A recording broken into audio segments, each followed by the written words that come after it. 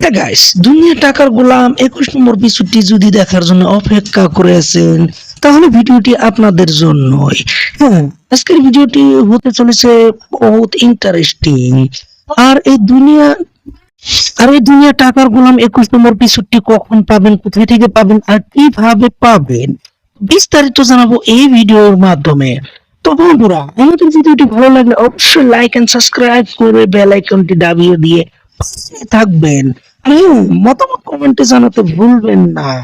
তো হ্যালো বন্ধুরা, চলেন শুরু করা যাক।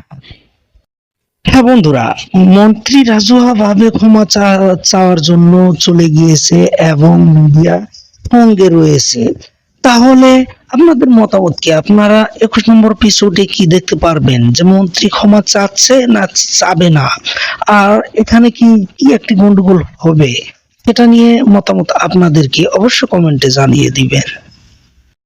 ওইদিকে ফতেমা বিয়ের কাবিন রেজিস্ট্রারটি নিতে গিয়েছিল কাজী অফিসে। রিশাতের সাথে যেটি বিয়ে হয়েছে সেটা নিতে গিয়েছিল কাবিন অফিসে, আর সেটা রিশাত যাওয়া কাল নিয়ে গিয়েছে। এখানে আমরা দেখতে পারছি। হ্যাঁ, আর যাওয়া কাল রিশাত নিয়ে গিয়েছে। এখন তাহলে ফতেমার কি উপায় হবে? আর আমরা 21 নম্বর এপিসোডে কি দেখতে পারবো? ফতেমা কি রিশাতের সাথে সংসার করা লাগবে, না আহ, এ শেহজাদ চৌধুরীর সাথে সংসার করা লাগবে? তো এটাও অবশ্যই বিস্তারিত 21 নম্বর এপিসোডে আমরা দেখতে পারবো। আর এদিকে হ্যাঁ, ঋতু একা ভাবতেছিল যে কি করব আর কি করব না। আর এই সময় রিশাত এসে ঋতুকে বলছে যে তুই তুই তো শেহজাদ চৌধুরীর বউ, এটা কি তুই ভুলে গিয়েছিস, বা এটা কি তোর জানতে বাকি আছে? ওদিকে ঋতু বলেছে না, এটা তো অবশ্য আমি জানি। তো আহ, রিশাদ বলতেছে যে তুই তাহলে শেহজাদের কাছে কেন যাচ্ছিস না?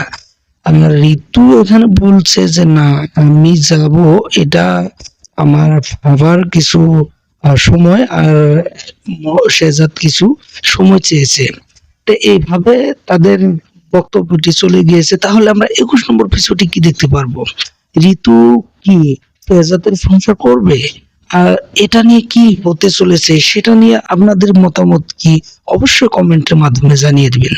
হ্যাঁ বন্ধুরা, আরেকটি বিষয়, এখানে দুনিয়ার টাকার গোলামে শেহজাদের যেটি বর্তমানের যেটি অভিনয়, আপনাদের কাছে কি এটি ভালো লাগে না গোলামের অভিনয়টি বেস্ট ছিল?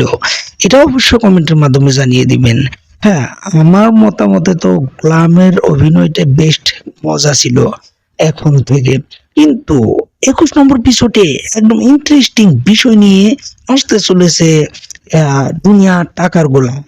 হ্যাঁ বন্ধুরা, আর আগে আমরা দেখতেছিলাম 14 নম্বর 15 নম্বর এপিসোডে যে দাউদ খানের সাথে শত্রুতা ছিল, এবং দাউদ খান ওয়ার্ল্ড ক্রিমিনাল, ভয়ঙ্কর আন্ডারওয়ার্ল্ডের ক্রিমিনাল।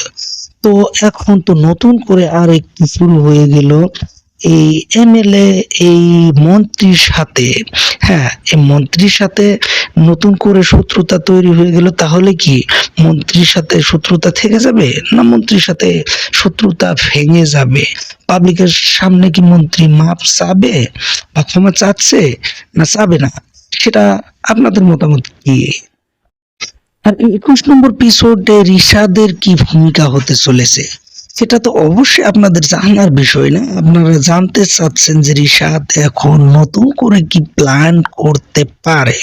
হ্যাঁ বন্ধুরা, রিশাদ এখন নতুন করে প্ল্যান করবে, কারণ শেহজাদের আগের যেটা স্মৃতি ছিল, গোলাম অভিনয় যেটা স্মৃতি ছিল, সেই স্মৃতিটা এখন নাই।